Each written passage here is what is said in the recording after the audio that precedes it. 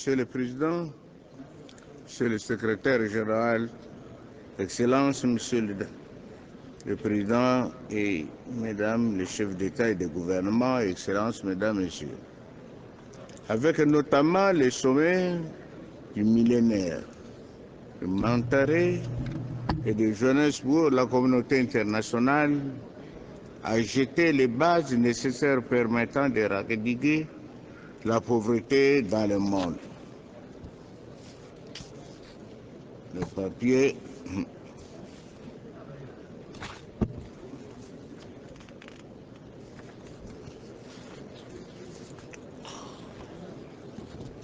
Vous excusez, mais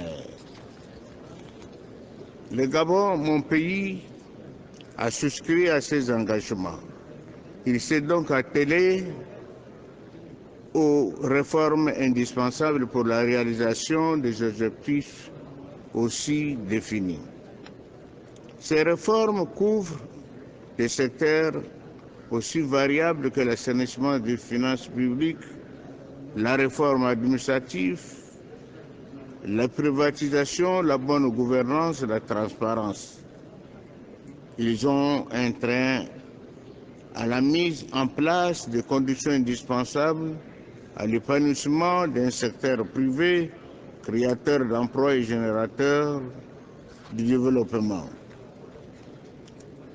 Au plan social, bien que n'étant considéré comme pays pauvre très endetté, le Gabon a élaboré un document stratégique de réduction de la pauvreté et de la croissance. Dans le même temps, il faut reconnaître que dans les domaines de l'habitat social, de l'hydraulique villageoise, de l'éducation de base et des soins de santé primaire, des efforts ont été appréciables, bien que beaucoup reste à faire. Mon pays a par ailleurs résolument engagé la lutte contre le sida, avec notamment les soins gratuits pour les malades les plus démunis et la construction des centres de traitement ambulatoires dans tout le pays. Il faut donc un traitement approprié à sa dette. Sans une telle mesure, mon pays ne pourra relever globalement et durablement les défis auxquels il est confronté. Et pourtant, nous disposons de nombreux atouts pour la mise en place d'un partenariat porteur de développement et de progrès. Parmi ceux-ci, je citerai en guise d'illustration celui de l'environnement et de la biocité. Les 13 parcs nationaux créés, soit 10% du territoire national, sont à la disposition et prêts à être mis en valeur dans le cadre de la diversification de notre économie.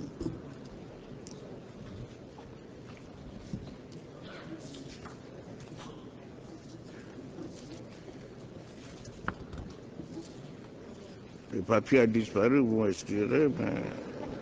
Bon, alors, Je disais que, Monsieur le Président, Mesdames, Messieurs,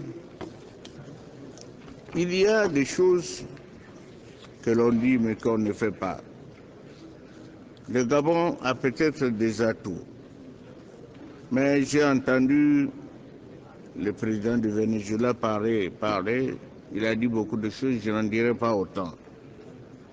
Je dis tout simplement que nous avons créé des parcs, et ces parcs nationaux sont à la disposition de tous ceux qui veulent venir investir au Gabon.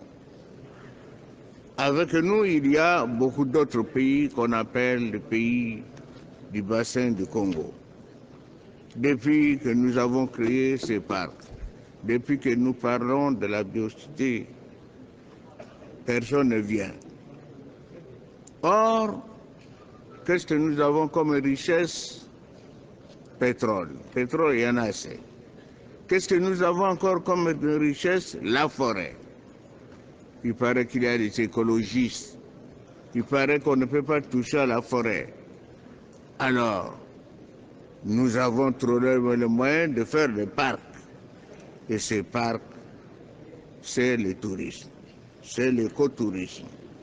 C'est pourquoi, au nom du Gabon, d'abord, parce que c'est mon pays, et ensuite de mes collègues du bassin de Congo, nous vous lançons un appel à toute la communauté pour que le bailleur de fonds se penche sur ces problèmes et fasse chez nous ce que vous avez fait chez nous dans le cadre du tourisme, parce que vous en avez besoin de la forêt, du carbone, et l'accord de Kyoto est là.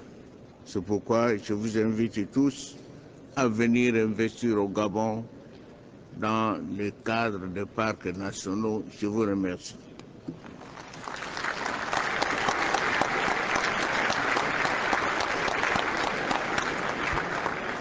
I thank the President of the Gabonese Republic for his statement.